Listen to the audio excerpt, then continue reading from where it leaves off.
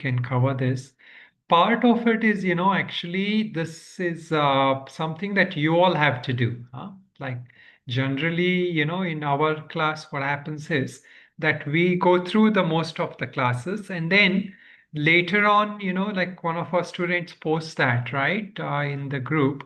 So you have to take time. Otherwise, what happens is, like I sometimes, some students these days, one or two of them, and this happens also with mostly with others also, that when we don't reflect on it, we think, what is all this? This is just some teaching going on somewhere for some people. It doesn't affect me and all that, right? So this is where, like we have to make that teachings personal, and then only we see changes in our life, in our thoughts, in our patterns. So these mananams are designed for that. So in other classes, as I mentioned before, they were not available. So these classes, it's here. So you all should try to make the use of it. And so this is that real yogic process. Okay. So let us just look at some of them which we have missed. So this is about karma yoga. When the Lord advocates karma yoga, that teachings was given on karma yoga. So some mananam on that shlokas 7 and 8, which was given. So in line with that, it says, so basically here we have to ask ourselves, in my line of work, how may I practice karma yoga? So karma yoga from this context is, how can I practice working without being attached to the results? So that teaching based on that. So can I work without motivation for reward, or do I feel a lack of energy and enthusiasm when there's no specific goal to work towards? See, a normal person who is very rajasic, tamasic, rajasic oriented, they cannot work without a reward. So now 80-90% of the population we see, right? That is the normal thing. So when we come on the path, we realize that if I'm working only for the reward, then I'm going to get caught up in this suffering, in this pattern. And I want to now have the teaching. So what is it that I have to change? So, do I know how to act based on the demands of the moment and to break down every task to one unit at a time? So, this is also a secret to work, work without stress. To even success, if somebody is focused on the goals, like if there is a sports person, he is worried about like whether they will lose or not, whether they'll win or lose. So he will not be able to properly act. So in that moment, we have to learn to act in that moment, be in that moment. So then, without being concerned about the result. So this is also part of karma yoga. Work for work's sake, without a specific driving desire. It's the healthiest and highest kind of action. So we focus on the process of work. Okay, so but we have to ask ourselves and do the introspection on that. So then the next part of the teaching which was given was on the yajna, how everything can be done in our life. So whatever we are doing, whether we are doing our daily chores, our cooking, washing clothes, or working in our office, working in wherever on the field we go, can I learn to value doing all my works as yajna, an act of sacrifice? We can think of some god, we can think of any Ishtadevata, or we can think of nature. This I do for sun god, this I do for the water god, or the nature which provides me with that. Or any Ishtadevata we have, Lord Ganesha, Vishnu, Shiva, or whatever is your faith. When I'm doing my work, am I focused on the moment or on the end? What happens in the end? How about after I complete my task? So a good way to review whether I'm attached to the results is to ask ourselves after every task, do I feel happy or sad based on the outcome? So everything we do, we have to see if I'm extreme over elated about success, or if I'm over disappointed about something that didn't go my way, then I was attached to the results. So that action itself is tainted. That action is tainted with that attachment, and that will also give us mental suffering and also karmic suffering. Okay, so karma yoga shifts this mindset towards harm. Such a yajna is nothing but a harm. So the old Vedic version of yajna, often perpetuated by Vedic priests, is the offering of material things to gain merit, good karma, and heavenly rewards. Such a yajna is nothing but a trade transaction wherein one gives one thing to gain another. Karma yoga shifts this mindset towards valuing the act of giving itself. Okay, one more. Uh, this is again in the spirit of yajna. So we are offering everything to the universe, right? To the nature. If the universe sustains this body, is it not appropriate that I should return everything back to the universe? So what is this body? This body is made of nature. This earth, water, air, fire, right? So this body is not really ours, right? It comes from nature and we should offer it back to the nature. So this, we have to ask ourselves, do I believe in it, or do I just kind of have, okay, somebody is saying it. So we have to check with that. How can I cultivate the mindset of sacrifice and plunge into my righteous duty? Can I learn to offer everything in my work as an offering to God or nature, which provides for and nourishes my whole being? So, God and nature, who gave everything to us, so they nourish us, they take care of the body. See, some of very lot of involuntary processes like our digestion, evacuation. See, these are things that nature itself takes care, right? So,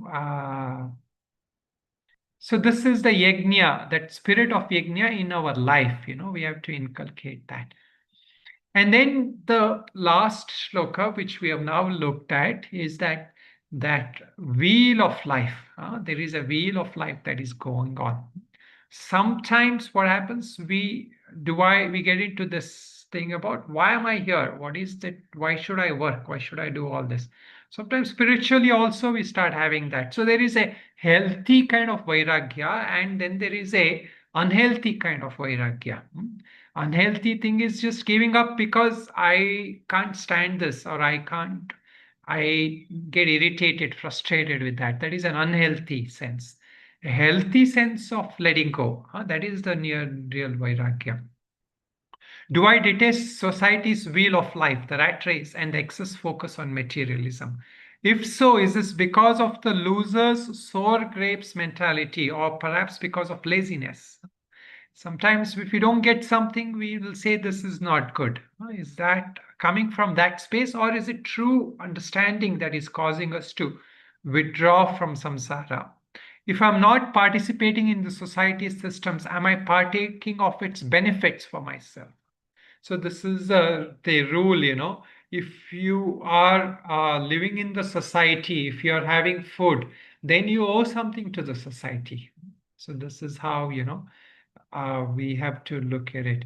Am I contributing to society positively? Am I capable of swinging into action for action's sake without the need for selfish gratification? So this is all told from the Karma Yoga perspective. Of course, from the Jnana Yoga perspective, we have to learn to withdraw from the society. But that kind of withdrawal is a matured withdrawing, not a compulsive, instinctive reaction. So this is the point. Somebody also was mentioning this. The way to balance rajas is to embrace sattva and shantamas. So there's some points. The Gita points out that compared to tamas, rajas is superior, and sattva is superior to all. So when we come to that state of sattva, then we can relinquish the world, like those who come to vanaprastha, sannyasa, and all. So they are those who are generally are those who have imbued with sattva. On the path of karma yoga, rajas mixed with and guided by sattva is ideal. So this is what karma yoga is telling us. Karma yoga is not telling us you work just to enjoy life. Karma yoga is not also telling us you have to keep on working so that you can get all these things, become rich, hold up riches, and not like that. Karma Yoga is telling us guided by sattva for the sake of giving, for the sake of for Bhagavan, out of devotion, out of love, or out of the sense of shared humanity. We do our work as service. Okay, huh? So now let us first chant the shlokas, and then we can um,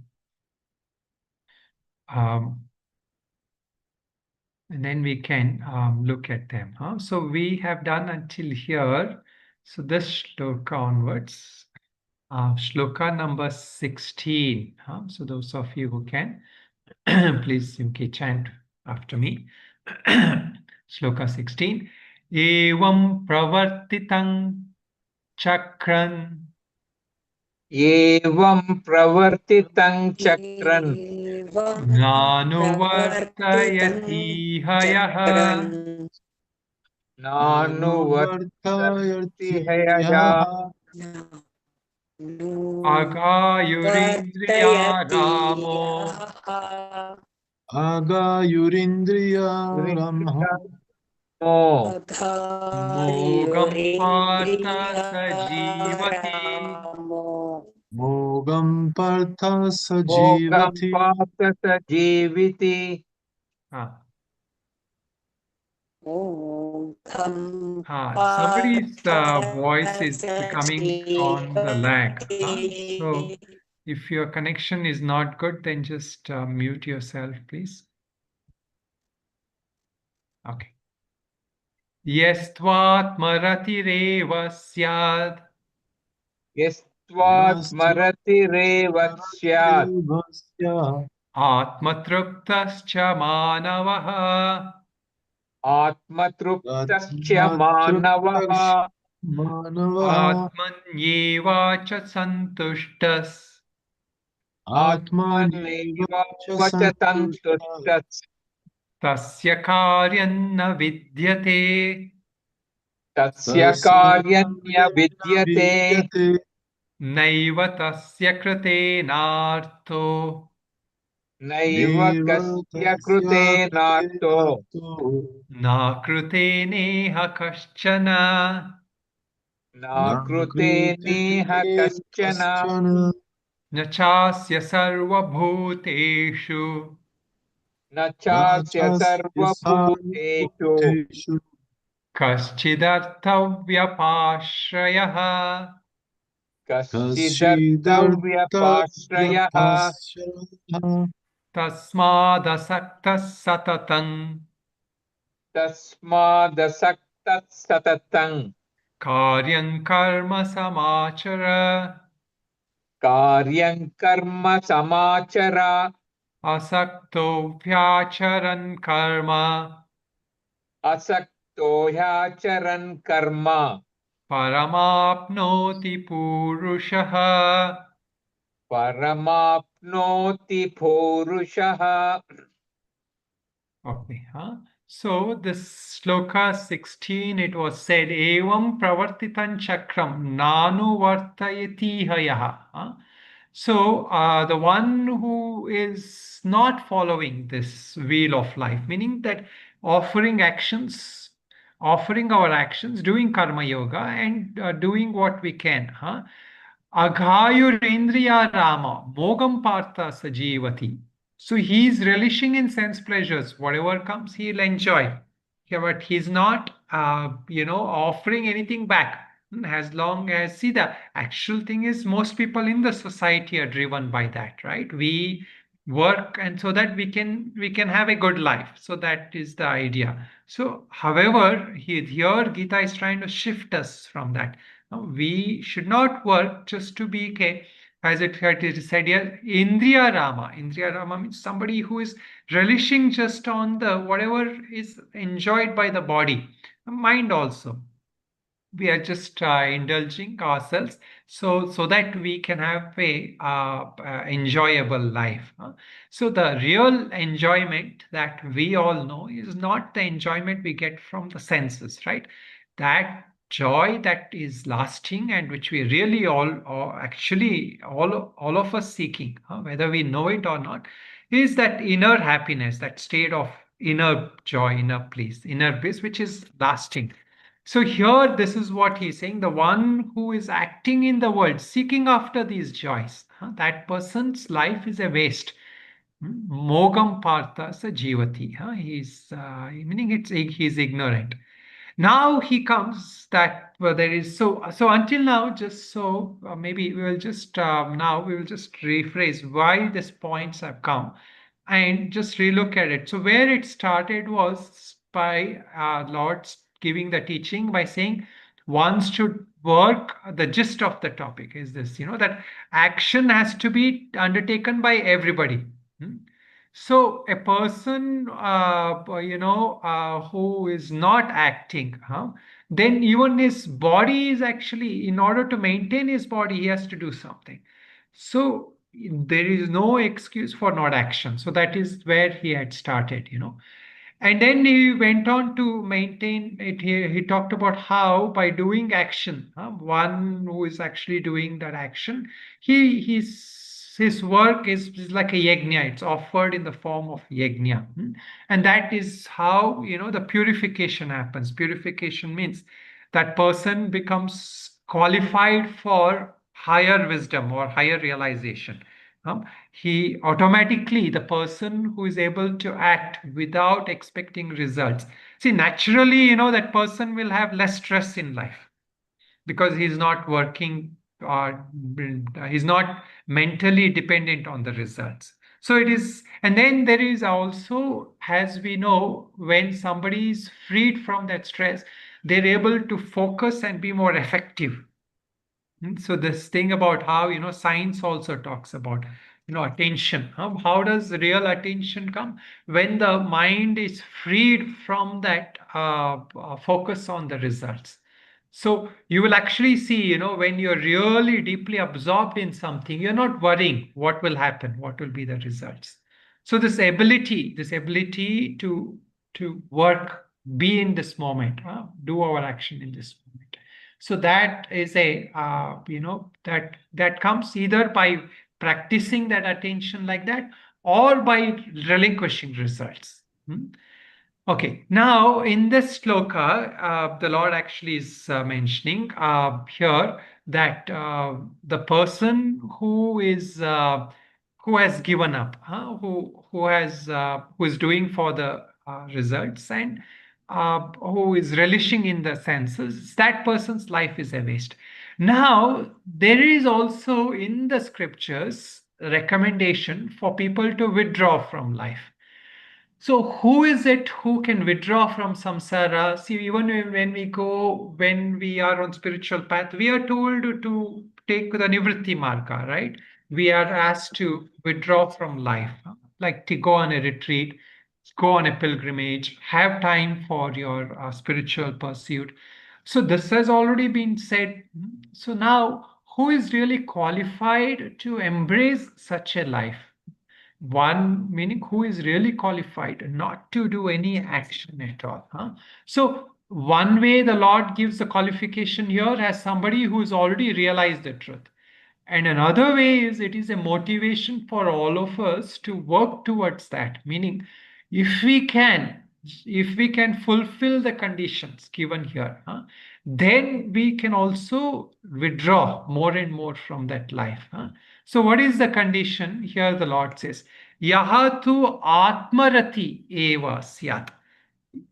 Atmatruptaha. If you can be satisfied within yourself, if you can rejoice your own company, being with yourself is, you can be happy about.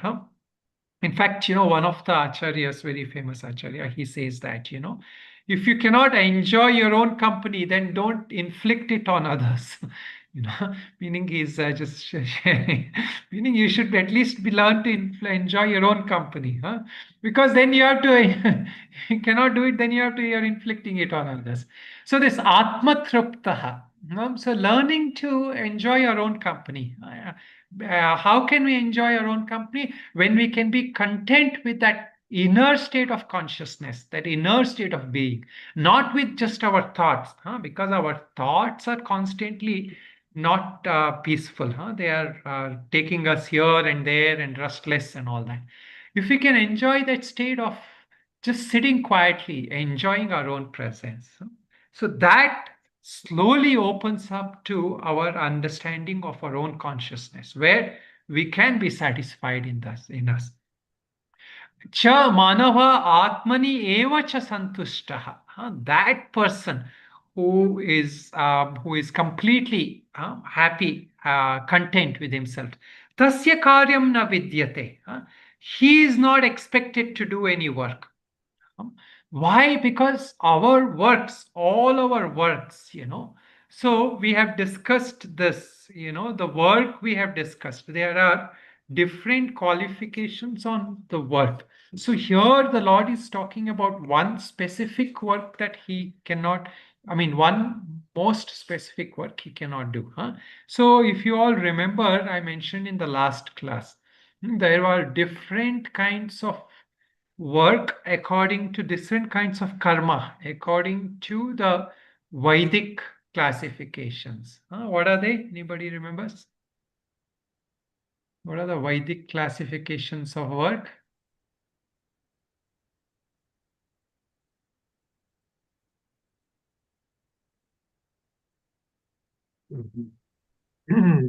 Nitya, Ah, Naimitika, yes. Kamya, Nishida, Prayashita, and Right. Upasana.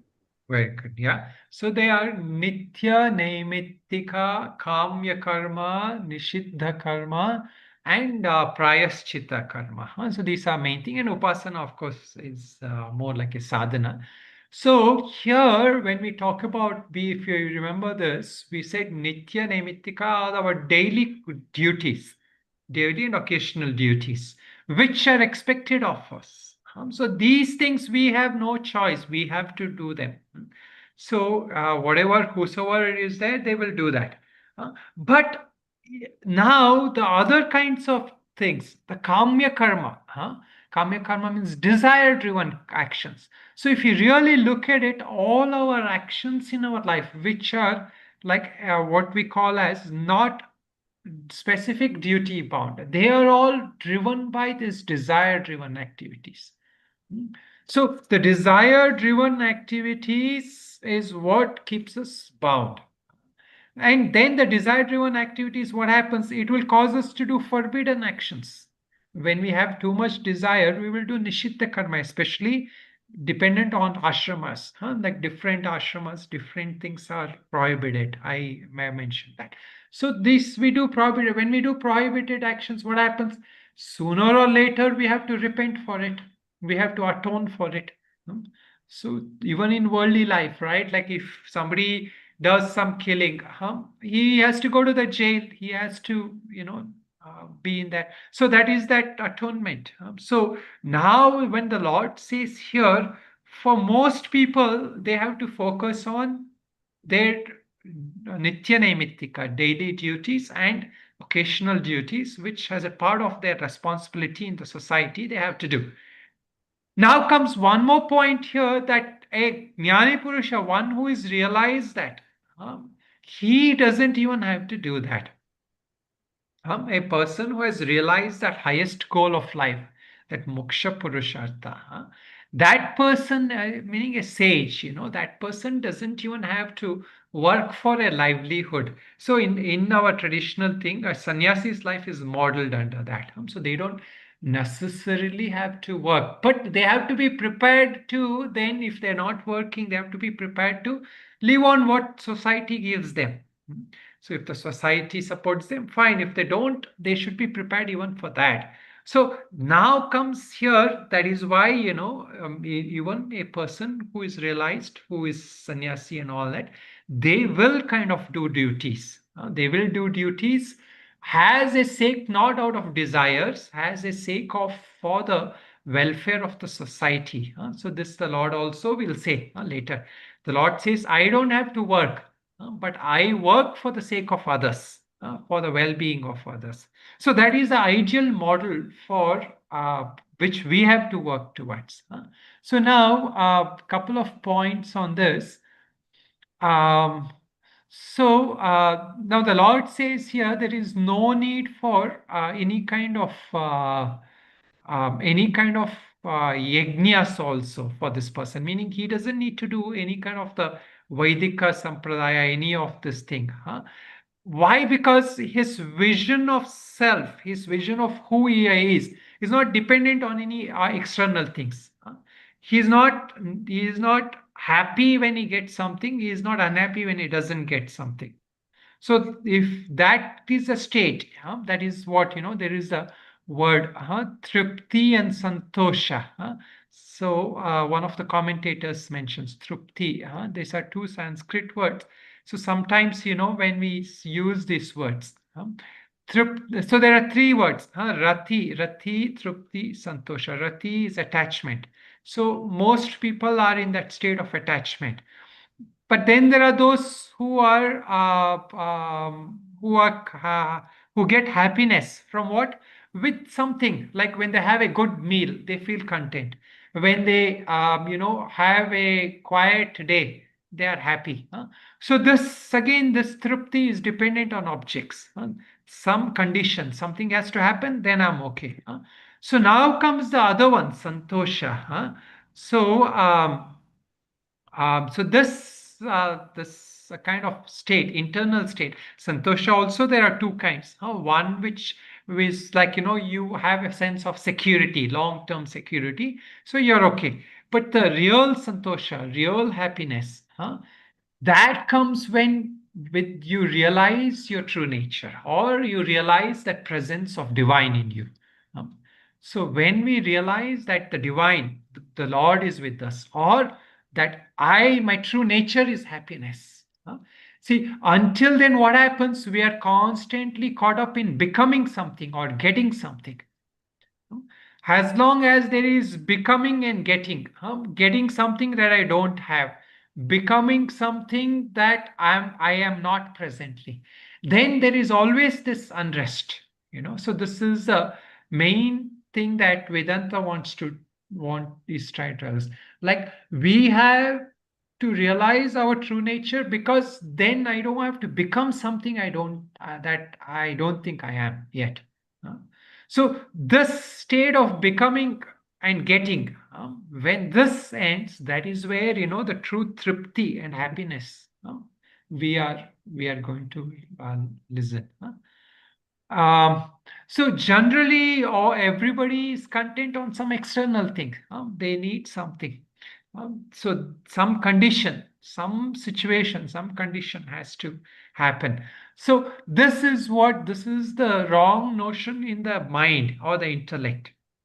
So when we can learn to detach from all these conditions, from our own body, from our own need for our body to be in a certain situation, then at that freedom from that external objects. So we talk about it. What is this word swatantra? We call independence. Freedom. Uh, Many times people are saying, right, like our country, like, in India, for years it was controlled by the British, and everybody fought for that freedom. So that what they were trying to get freedom from is that external rule. Somebody else is ruling, and I don't want to be ruled by anybody. We want to rule ourselves. So now what happens is that is okay at an external level, but what is that freedom? That freedom is that we are caught up with our own samskaras, our own habitual thinking, our own habitual patterns. So when we get disappointed, we can see ourselves. When we really look, we are disappointed because of our own samskaras, our own thought patterns. So the true freedom is this. The true freedom. See, in the Yoga Sutra also, it comes like dukkha. When we say unhappiness, what is unhappiness? Unhappiness comes from changes in life. I don't want changes to happen, and changes are happening. This is called parinama dukkha. So this is one of the problems, one of the reasons why there is suffering in life. Then there is tapa dukkha. Tapa means something happens, like I break my leg. or somebody dies, or something happens which hurts me physically, mentally, emotionally. That is the tapa dukkha. Then comes the dukkha from my own samskaras, my own thought patterns, my own habits, my own tendencies. They are not in my control. So I want to have a peaceful, happy kind of mental state. I want to sit here. I want to enjoy the nature. I'm sitting by sunset. I'm enjoying a beautiful river, mountain, or something. Then the thought comes into mind, oh, I wish I could have a coffee, or I could have a tea or something, right? So you're no longer enjoying that. You are content there. But once the desire has come, you cannot remain content. So this is the sanskara dukkha. So the actual yoga's way is that you first have to overcome the sanskaras. Hmm. You have to get control about these patterns which are controlling you. So there are these three things. One of the acharya says this. There are this what happens first when a person comes on the spiritual, I mean, before coming on the spiritual path. He's what is called as a bogi. Bogi means he's dependent on something else for his happiness. Somebody or something else have to be there, or some conditions has to be there. Sometimes some person has to be there for you to be happy. Sometimes some person should not be there for you to be happy. So this is a bogi's attitude. And then comes the yogi. He comes from the spiritual path. What happens? He doesn't try to control outer situations. He tries to control the mind. So he wants to be whatever is the state mentally. He's trying to maintain that samatva. This is the teaching, right? That state of equanimity. So here, what is happening is he is dependent on his mental state. So if he can maintain that mental state, he is happy. If someday he cannot maintain that mental state, he will not be happy. So now actual teachings, Vedanta teachings, is we have to go even to that state of where we don't even associate with the mind. That disassociation with our own mental ups and downs. So even when my mind is not happy, whether my mind is happy or unhappy, I can remain with my knowledge as the drishta, as that seer. So this is the real state that the Lord wants to bring us to. But of course, he will give us another 10 chapters before he comes to the kshetrajna in the, to teach us that. So, but now he's trying to prepare us for that. So he's preparing us for that. And so this is the 18th shloka he will mention. Na eva tasya krutena artaha. Na akrutena iha kaschana. So that person is not concerned whether action or inaction. See, generally, what is our tendency? If I do this action, I will get happiness. If I don't have something and I do this action, I will get happiness. This is aprapyasya prapti. I don't have something, I act and I get this, I'll be happy. So through action, I will bring happiness. Or sometimes like Arjuna, if I act, something will happen and I will become unhappy. Somebody will die or harm will come. So I will not act. So that inaction is the means for my happiness. So this is a normal thing. If you really look at your life, we are constantly driven by this. We will go do something because we think it will give us happiness, or we will refrain from doing something because we fear that it will bring us unhappiness. So this constant battle within us, this to act or not to act. So this general thing is driven by the sense of dependent happiness. So when we are dependent on that action bringing us happiness, on that inaction not bringing us suffering. So that kind of thing, what happens? No.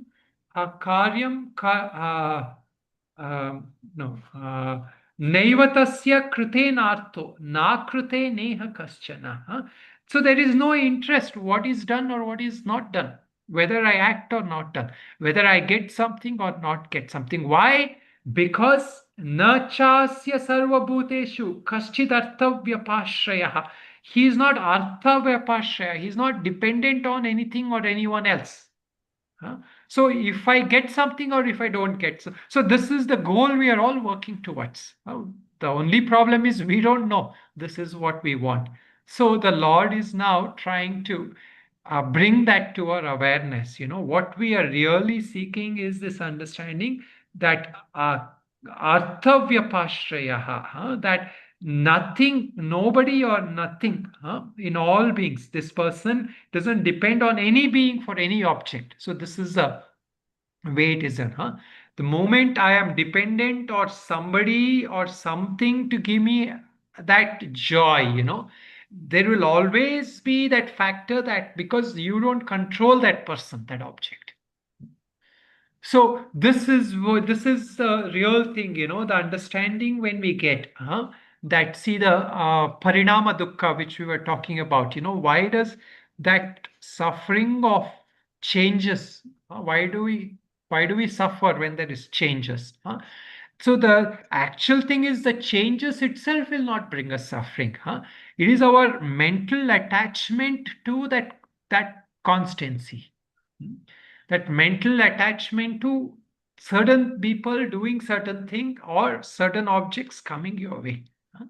So that is the real kind of a suffering. So this person who has realized that he's free from that.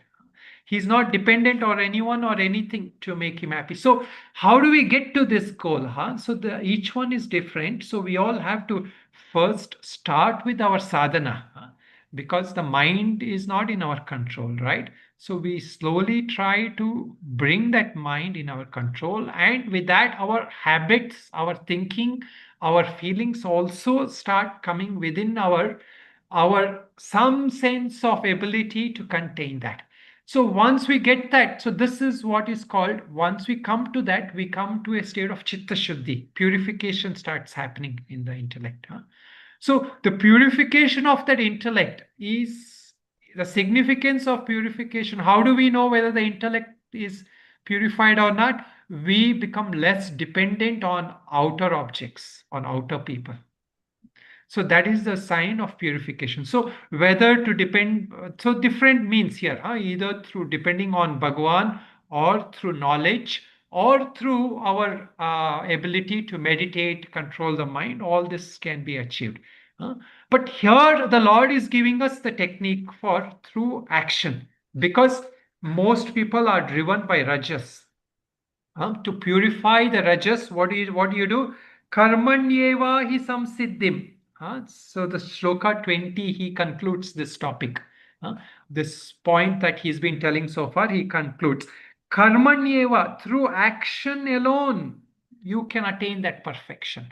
So this shloka is well known for, like, see, there are shlokas where the Lord extols Bhakti Yoga, some shlokas where he says the Jnana Yoga is the highest.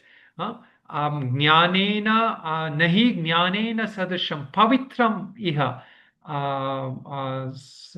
vidyate. So there is nothing as purifying as good as knowledge. Then some places he says, you take refuge in me alone, through bhakti alone. So this is each person, according to each person's personality, proclivity. See, this is why, we have to understand Bhagavad Gita, especially those who someday or the other become a teacher or a counselor. You have to have that understanding there are different paths. We can't impose one path on everybody. My path might be Jnana Yoga or Dhyana Yoga, but others may not be ready for that, right? So this is why the Lord here is giving the different paths, and we will also become more tolerant towards other people, and we can help them, nudge them slowly in their own way. So samsiddhim, the perfection, you attain that perfection through how action. Karmanyeva hi samsiddhim. Astita Janakadayaha. Oh, sorry, I missed one shloka here. Shloka 19. Tasmad asakta sorry, this was the shloka I was referring to, which is the Karma Yoga, extolling Karma Yoga. Tasmad asakta satatam karyam karma samachara. So you do your action. Why asakto acharan karma paramapnoti purushaha. You will attain the highest. You will attain the highest when you do karma yoga. Not here he says karma, he says when you act you will attain that, but we understand now he is talking about karma yoga. So when somebody is able to act without seeking results, then that person will attain the highest. Paramapnoti purusha, he or she will attain the highest. And actually the next sloka I was mentioning, he's going to give examples of people. In our Puranas, there are stories of this Janaka Maharaj. So, samsiddhim astita janakadaya loka sangrahamevapi sampashyan kartrumarasi. So the kings like Janaka who had realized that self-knowledge, how did they attain that? They attained through karma yoga. So they were serving the society. So they were kings, meaning they were kings in the sense of they were serving the society. And kept on doing actions for the world, for the welfare of people, for the welfare of others. And through their actions, they attained that highest realization. So King Janaka, many stories are there about him, how he attained that realization. And those of you who have heard before, you will know. But mainly, he was a king who was able to act when the need was there, and yet he was able to withdraw completely when there was no need for it. So when there are stories when some Shuka came and started talk to him about self-knowledge, about God and all that. He got so immersed in that his whole kingdom there was a fire. A fire started burning, and that fire started coming near him. So Shuka was like a ascetic. He had very little possession. So when his books and other things started burning, he started getting worried. But Janaka was so absorbed in that teaching, that studying, that discussion, that even his whole kingdom was burning, he was unaffected. So this is mentioned in that sense that the person who was he was a king in himself. He was able to act with that sense of detachment. So this is the goal for all of us to act without a sense of attachment. Okay, so we will leave it at this. So maybe we can just look at the manana for this also. That way, those of you who are going to do manana, you can look at these questions.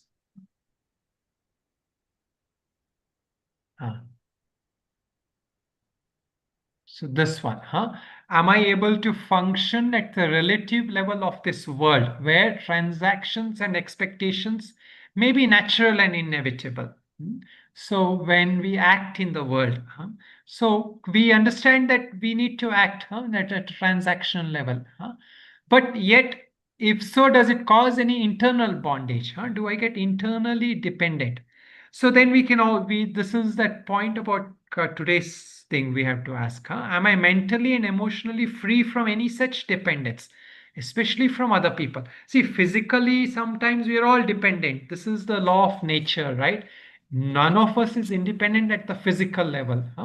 We need some farmer to prepare food for us, or we need somebody to build a house for us. So this is like the physical dependence.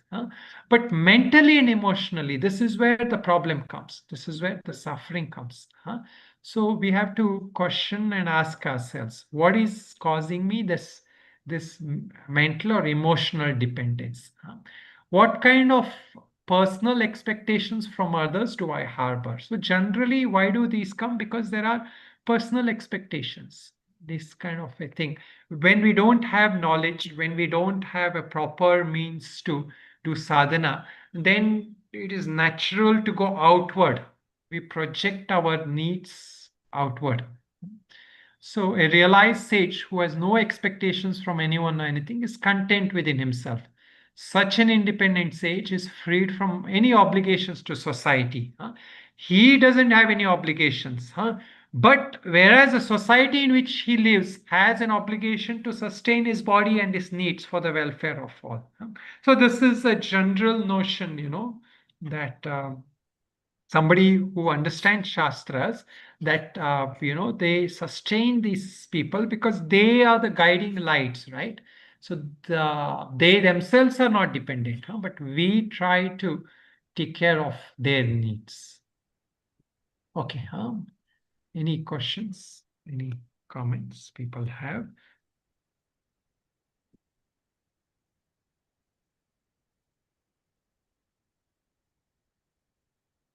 Swami, I have Yeah. a question, but I don't know if I can formulate it. You talked about yoga and Vedanta.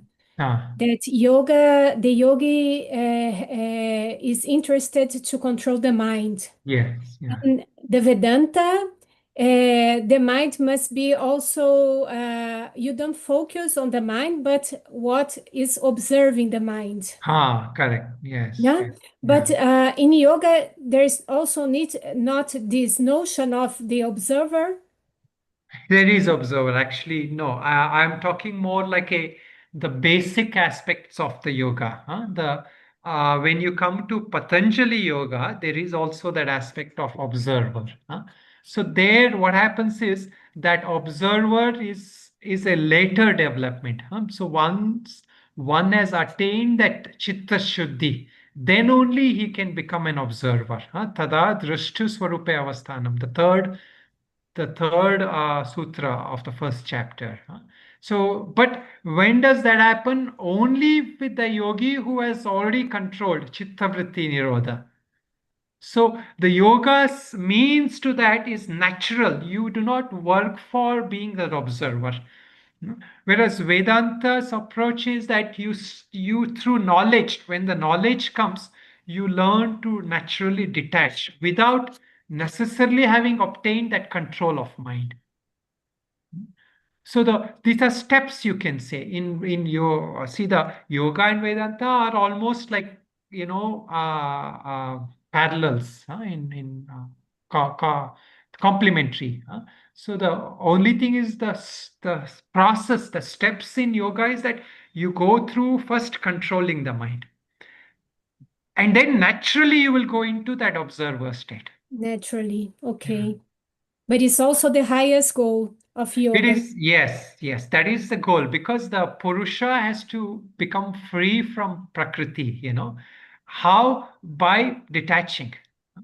That is the word Kaivalya, in yoga, the moksha is called Kaivalya. Kaivalya means complete isolation, isolation from Prakriti, from nature. But Kaivalya is just after death, or it's not like moksha in life. No, It's actually, they're the same. But what was your question? Kaivalya is what? just after death because you have to dissolve the mind. How can you live without? No, no, no, no. This is correct. This is the sometimes people interpret it that way, but Kaivalya can be gained also here. So generally, it is not that clearly mentioned, though. So you are. It is not. But many commentators will actually say Kaivalya can be attained here and now. It is not necessary to do that. But the general interpretation is like that, because the intellect, the mind is still operating. Mm. But this person who is operating is freed from all the samskaras. See, we were talking about samskaras, right? So what has happened is he has attained this nirbija samadhi. Nirbija means without any seed. So there is no, even though he is alive, there is no seed for him. There is no samskaras which will, Samskaras. meaning like we say habit force, but there is nothing that will hold him to the mind. But he will still be alive. He or she will be still alive. But they are as good as not operating at the level that other people are operating. So dissolving the mind is like you are not attached anymore to your mind. Correct. The It ideal doesn't thing is operate. free from all kleshas. Generally, when we say dissolving the mind, so yoga, it doesn't talk exactly. See, this is why, sometimes we need Vedantas interpretations. Because Vedanta clearly talks about Jivan Mukti, you are freed while alive. And Vedanta also talks about what is that complete freedom from all these kleshas, avidya especially. So all the kleshas are dependent on avidya. And avidya itself, when avidya goes, then you're free. That is the last klesha to leave. Okay, thank you.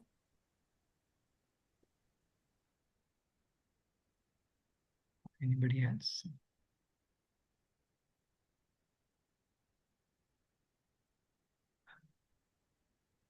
Okay, and also we have to remember this, that now, this topic of yajna, that yajna also, we discussed this, there are 5 yajnas. So all of you try to look it up again. It will come later on chapters, the 5 yajnas. So this is a way to, it is a way to purify our daily life also. So because when we talk about yajna only from that level of God, sometimes we may not be able to fathom that, that God, many of us, we will not be able to see what is that God. So these are the different ways of giving yajnas, Daiva yajna, Rishi yajna, Pitri yajna, and all that. So all of you try to jot down that, and there is no mananam on that, but we should try to see, am I trying to fulfill my yajna for these things in my life? Sometimes when we live animals also, we have to look of other animals which we don't have that same thing. Some people, do that. Some of us are not, right? So, so those are ways that, we have to also think, am I able to contribute to the society that way? Okay, so no questions, then we will end it here. Om Purnamada Purnamidam Purnat Purnamudachyate Purnasya Purnamadaya Purnameva Vashishyate. Om Shanti.